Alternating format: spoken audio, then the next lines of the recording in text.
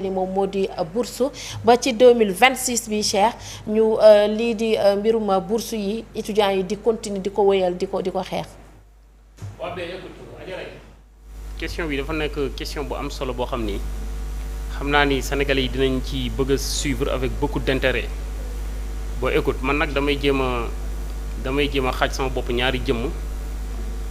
benn bu njëkk bi nga xam ni dafa bokk ci peut-être les 70% de la jeunesse sénégalaise yi nga xam ni amuñu occasion peut-être teg seen tànk ci bangub école je le dis tout le temps on me dit de ne plus le dire mais je serai obligé de le dire c'est à partir de ce moment que laay mën a étaler les véritables informations bi nekk ci doomu aadama ci ñàkk a jàng les 70% de la jeunesse sénégalaise nga xam ni bénéficier wuñu l'éducation nationale ba mu xañ leen lu bari ci ñoom ci lu waroon a jógee ci ñoom war a amal réew mi njariñ ba suñu réew nekk ci précarité et les 70% ci suñu doom yu am 7 à 8 ans ba tey nekkuñu ci biir école pour war a rêver université ñu ngi ci mbedd yi di taxawalu ñu dugal leen ci benn confinement d'endoctrinement qui ne dit pas son nom qui n'apporte absolument rien à notre nation et les véritables quintessences de nos débats devaient être cela et je crois bien que université développement lay faggu université mooy cadre boo xam ni dañuy boole l'ensemble de disciplines du savoir boole ko ci benn bërëb ñu ne léegi képp ku dal baa ci njàngum nasaraan commencé élémentaire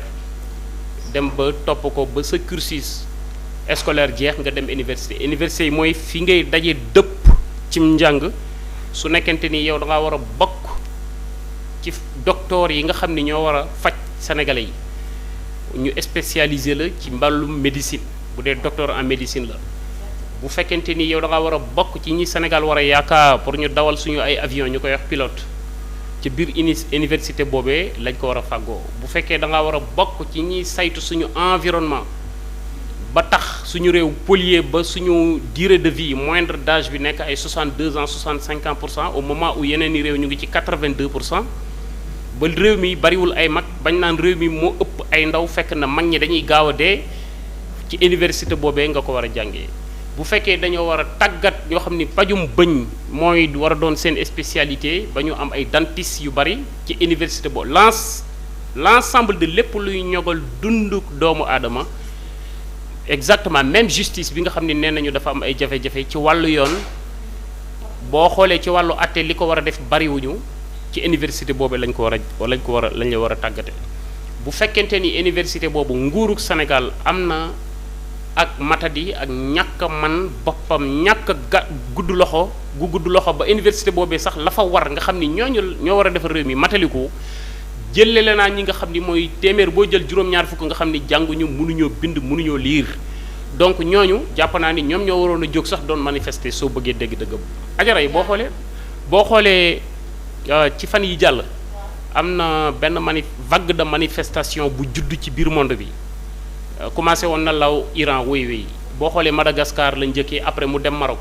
marocains yi lan lañ doon génn di wax ñi doon génn ñëpp c'était des étudiants mais lan lañu wax nañu améliorer conditions d'université yi am Maroc mu am plus de matériel plus des campus yoo xam ni maanaam day am littérature mais am matière nga xam ni da ngay jàng ba pare li ngay jàng nga koy pratiquer en même temps loolu la ñuy am comme ni mu amee dans les pays si bañ a def théorie kese. imaginez-vous monde bi seeni jeunes ñu ngi jóg dépassé nañ ñoom école par tous. wala pour tous l'éducation pour tous sur le temps du territoire ñoom ñu ngi xeex pour nu ñuy ñogale seen université ñun fii suñu ay étudiants di génn di xeex pour bourse boo xam ni ci la ñu war a mën a jënd seeni livres. ci la ñu war a mën a jënd peut-être ñenn ñi connexion parce que même bu fekkente ni am na université virtuelle depuis combien de mois li ci war a demu ci connexion bi jàllul xale yi amuñu njàng ñenn ñi ci la ñu war a dem ci rectorat yi di louer ay temps pour jël yenn livres yi war ci mën a lire maanaam à la conquête du savoir. Exactement. Donc regarde ces gens qui nous dirigent aujourd'hui nit ñi soreele ak l'essentiel ñoom dañ bu ñu jëlee réew mi dañuy jëlee réew sénégalais yi ci dund gi ñuy dund muy dund gu dee gën yóbbu leen ci dund gu gën a ñog kon képp koo xam ni taxaw nga di réclamer loo xam ni jàpp nga ni ñoom bi ñu fi ñëwee la loola amee ay jafe-jafe mooy yàlla mu ngi bëgg a atte te atte googu xam naa bu ci mais quand même Cheikh lii nga xamante ne xew na te étudiants yi di ko réclamer yàgg na fi gis nañ fi nguur gu fi jot a ñëw gis nañ ni étudiants yi ni nga xamante ni noonu la ñuy génne di kaas li nga xamante ni moom moo du seen bourse c'est-à-dire du loo xamante ni tey la ñoom ñëw nañu 2 ans la situation continue mi ngi am ay jafe-jafe ba tey comme ni ñu wax ñu ngi bëgg a teg ay jéego pour régler ce problème mais mënuñu ñoom duñu ni ñoom bi ñu ñëwee le problème bi commencé c'est-à-dire que lu yàgg la. Vous avez parfaitement raison et la question elle est très bien posée. waaw. li nga wax dëgg la ñii njëkkewuñu ko li am ñeneen ñi fi jiitu def nañ ko waaye njëkkewuñu ko ñeleen fa jiitu def nañ ko njëkkewuñu ko ñeneen ñeleen fa jiitu depuis 1960 lépp luy problème ci réew mi Sénégal tourne à rond c'est-à-dire mooy introduire li may wax di ko tekki mooy li ma ni les partis politiques du Sénégal c'est une prison de différentes cellules parti bu ci mën di jël réew yi sénégalais yi ci kaso la ñuy nekk dañoo tànnante nag et du Sénégal kese par rapport ak ñun tukki bi ñuy tukki bépp xeetu nit bu ñuul bu nekk ci suñu continent même problème bi ñuy dund ñoom moom la ñuy dund mooy amaguñu les véritables leaders yi nga xam ni ñoo war a guider suñu réew yi vers la lumière et loolu soubassement bi mooy la vérité répété naa ko ci benn émission dama koy répété waat pour suñu internautes yi dama ni dafa am benn écrivain en 16e siècle bu tuddoon Insouciant c'est quelqu'un qui écoutait qui lisait beaucoup le prophète chinois là Confucius qui a créé confucianisme Insouciant dafa jël lépp luy jafe-jafe àdduna ak solution mu dëjee ko turam mooy package sion nga xam ni daf ko catégoriser mais base bi fondamentalement mooy l'éducation lépp loo jël ci àdduna boo ko toppee solution bi moom la boo ko toppee problématique bi turam la mais moom ci boppam moo xalaat ni ñu koy bindee package ko ba régler ko boo xoolee base bi éducation la tubaab yi foofu la ñu jaar pour réussir seen ay nation d'accord beneen bi ñu mënul réussir tubaab yi mooy problème mu pollution ñun ñu ngi ci lutte contre les inondations ñu ngi ci lutte contre malnutrition ñu ngi ci lutte contre la création des nations information informatisation commission vision clarification débrification lépp loo topp ci àdduna muy jafe-jafe ce monsieur porte le nom du gars et il l'a clarifié nan lañ ko war a régler mooy li ma la wax ne le soubassement bi c'est l'éducation d'accord l'éducation ne peut pas être bu ñu amul une république dama koy faral di wax tout le temps ma ni Sénégal problème bi mu am mooy ñett yoo xam ni réew yi dañ koy tasaare boole ko mu nekk benn ñun ñu tasaare ko ba tey te loolu moo téye réew mi muy lan mooy un pays la république et une nation c'est trois choses différentes un pays c'est délimité par des territoires géographiquement délimité mu am nombre de kilomètres ñu xam ko am drapeau ça c'est un pays une nation mooy ay giir yu bokkul nu ñuy gisee fas yéenee dund ci benn espace ni ñun kat ni la ñu bëgg a dindee mooy bien vouloir vivre en commun si ce mot peut s'exprimer ainsi ça c'est une nation mais une république mooy oui il y a un pays am nañu territoire il y a une nation parce que bokkuñu li ñuy dundee fii il y a des catholiques il y a des animistes il y a des témoins Jéhovah il y a des musulmans Khadir Layen Tidiane il y a séeréer il y a bédik il y a wolof il y a joola pour ñu teg dara au-dessous de suñu divergence yooyu et suñu différence yi mooy il faut une république nag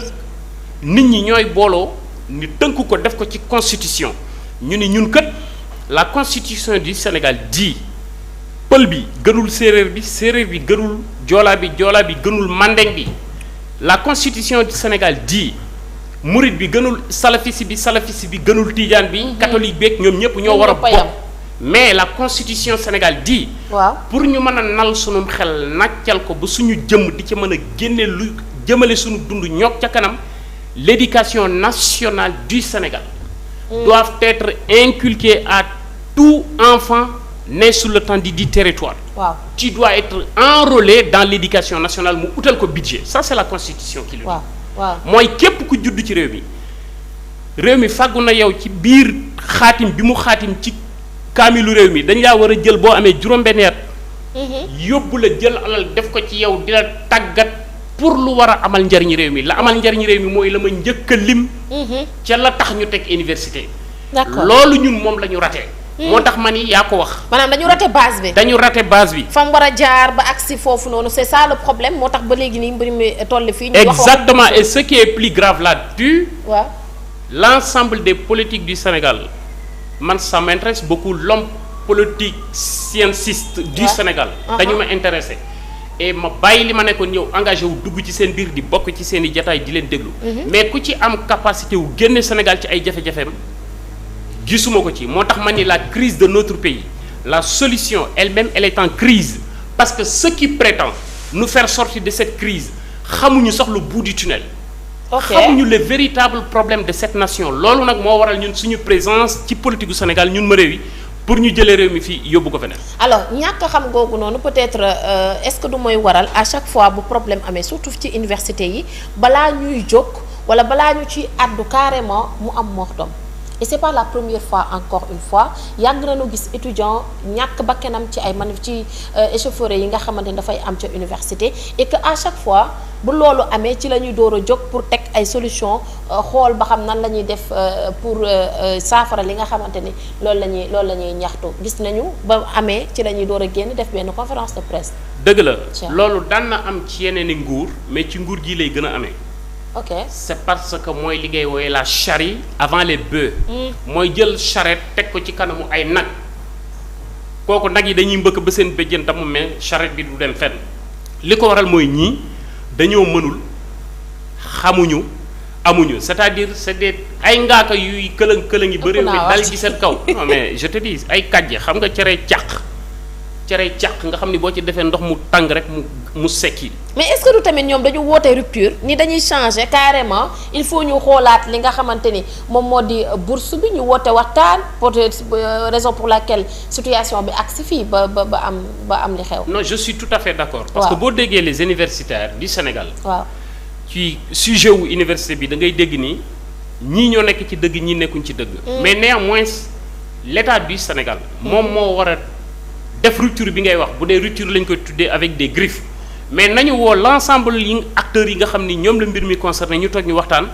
def ko ay waxtaan yoo xam ni kenn ku ci nekk day am loo jàpp am loo bàyyi ngir réew mi mais defuñu ko jekki-jekki ay nit ñu doon am seen i bourse nga ñëw bëgg ko clarifier. ni noonu ñi bourse bii la ñuy am ñee bourse bee la ñuy am ñee bourse bee loolu la fi président Macky Sall fekk mais bi mu ñëwee da ko gën a ñogal président Macky Sall bi mu ñëwee dafa yokk bourse yi ba pare wàññi ticket wu restaurant yu kuddu yi. ok je sais pas si tu vois ce que je veux dire mais malgré ça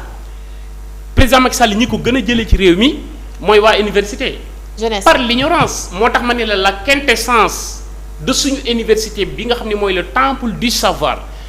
base ba mu manqué mooy base u dëgg d'abord parce que école u dëgg campus u dëgg wala amphi wu dëgg amul ci biir université xam nga mosoo ko dégg. et pourtant loolu la Sénégal waroon a jëlee ci vérité moo tax tey yàlla buur bi subhaanahu wa taala mu ngi àtte Macky Sall. comment ak Diomaye ak Ousmane Sonko ci ban ci fànn bi ma la expliquer sànq. waaw nee naa la président Macky bi mu ñëwee dafa yokk bourse étudiants yi. waaw ba pare wàññi ticket wu restaurant yi. bu fekkee ndekki li 75 la woon mu yóbbu ko 50 francs bu fekkente ni añ bi 150 woon mu yóbbu ko 75 waxit la c'est une manière de te dire que il a fait de son mieux. maintenant ñi bi ñu ñëwee par rapport ak seen vague de manipulation fii président Macky gënoon a am ay jafe-jafe mooy au sein de l'université moo tax man la yàlla mu ngi atte bi mooy ñetti atte lay atte. benn day atte Ousmane Sonko ak Macky Sall bi ci des di atte Macky Sall ak sénégalais yi beneen bi di ci atte Sonko ak sénégalais yi par rapport à ces mensonges xam nga mënoo fen ba ñu jox la am réew nga ñëw nit ñi li ñu doon dundee ak li ñu amoon dellu ginnaaw ñuy xultu ngay jël ay police ak gendarmerie di ko dóor ci kaw ay police bañ ci rey ab étudiant. ni muy attee nag étudiants yi ak Macky Sall. mooy Sonko mi leen doon wax Macky Sall dëmm la nooxóor la anthropophage la moo bon ci réew mi li leen kii tegu leen ko ci 12 ans atte en 2 ans yàlla atte na Ousmane Sonko. Macky Sall ak étudiants yi maintenant. waaw ni yàlla di atte Ousmane Sonko ak Macky Sall mooy lépp li lu Sonko doon wax mu jëm ci Macky Sall tey c'est Sonko qui est en train de faire le pur je sais pas si vous voyez ce que je suis en train de dire maintenant fi ñu jëm université bi moo jot wàllam mais l'ensemble de la société sénégalaise na kenn ku ne xaar sa wàll ngi ñëw yéen journalistes yi yéen a njëkk a ñam entreprise yi ñam nañu. BTP bi ñam nañu tey journaliste yi la wala bu ëllëgee feneen la jëm. d'accord ci wàllu woowu Cheikh dafa am ay kàddu yoo xamante ni le ministre de l'intérieur ba mu ñëwee dafa am loo xamante ni daf ko wax parce que ñu ngi doon xaarandi ay explications par rapport ak la situation aussi tamit ci responsabilité bi nga xamante ni ñu ngi ko doon xaarandi tamit ñoom ñu endossé ko muy wax ci université bi ci li nga xamante ni moom moo di ay mbir yoo xamante ni étudiants yi dañ ko doon waajal ñoom nag état lañu et on peut comprendre dañuy am ay informations yoo xam population bi duñ ko am.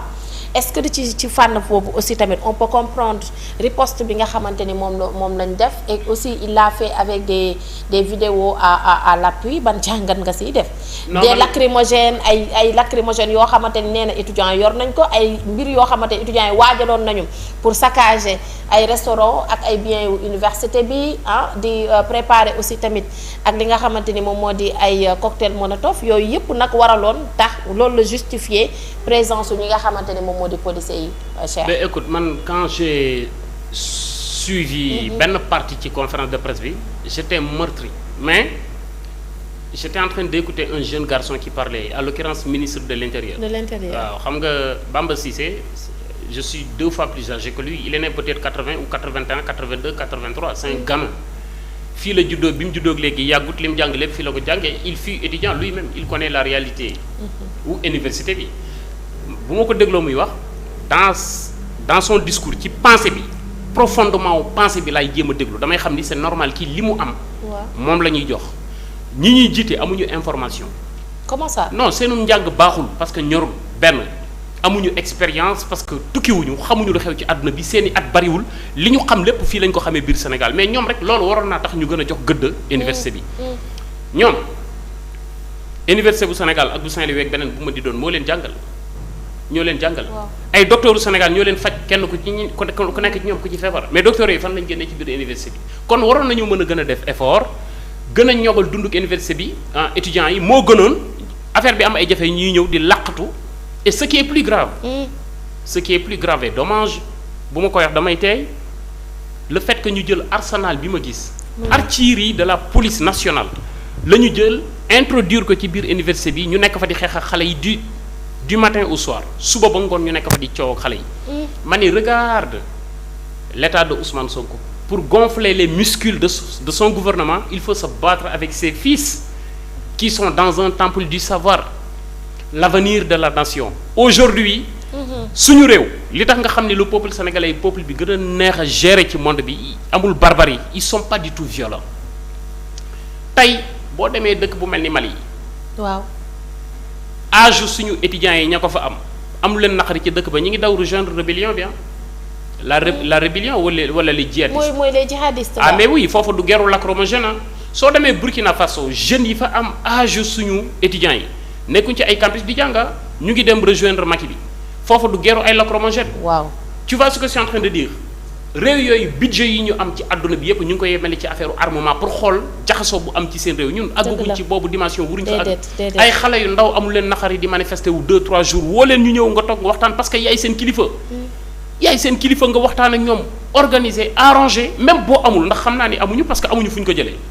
ñoom li ñu am ñu ngi ciy noos loolu dinañ ci ñëw ci biir débat bi mais nga woo xale yi waxtaan ak ñoom parce que étudiants yi amuñu problème d'autant plus que ñoom nee na ñoom Sonko moo ko wax nee na étudiants yi li ëpp ci ñoom ay passif lañu mais li ma la wax rek sénégalais bu nekk di nga jot sa wàll il a dit que peut-être lu ñu ci bari politique yi ñoo nekk seen ginnaaw ba étudiants yi tamit non loolu ay fen loolu aw fen la man je suis politique et je fais partie de dama ne ajaray dans l'enceinte politique du Sénégal actuelle ma présence est une évidence fépp fu ñuy tënkee lépp lu jëm ci luy soxal réew mi ci langue politique dama fay teew musuma fekke fenn fu ñu waxee nu ñu influencer xale yi pour xiirtal leen ci kaw nguur gi loolu fen la dégg naa booy yi sax nee nañ loolu ay fen la danañ ko porter plainte pour diffamation dégg naa étudiants yi loolu et il aura encore une condamnation de diffamation pour une deuxième fois dans sa vie là je te le dis. comment ça ci ban fànn c'est le premier ministre est-ce que du plainte boobu dina du àgg fenn de xanaa. mais xanaa ñoom yoruñu justice gisoo président Donald Trump nekk président ba pare am ay condamnation yu tege ci kawam ak i atte. exactement mais kon kay nañ jàll ci leen. d'accord alors Cheikh. dañuy wax ci franchise universitaire parce que à chaque fois bu mort d'homme amee rek dafa fekk ni franchise universitaire moom moo am ñoom ñoo dugg ci biir université bi nga xamante ni loi la de 1994 moom la ñu nekk nii di mettre en cause. pour yow est-ce que loolu rek lañ fi war a jëlee.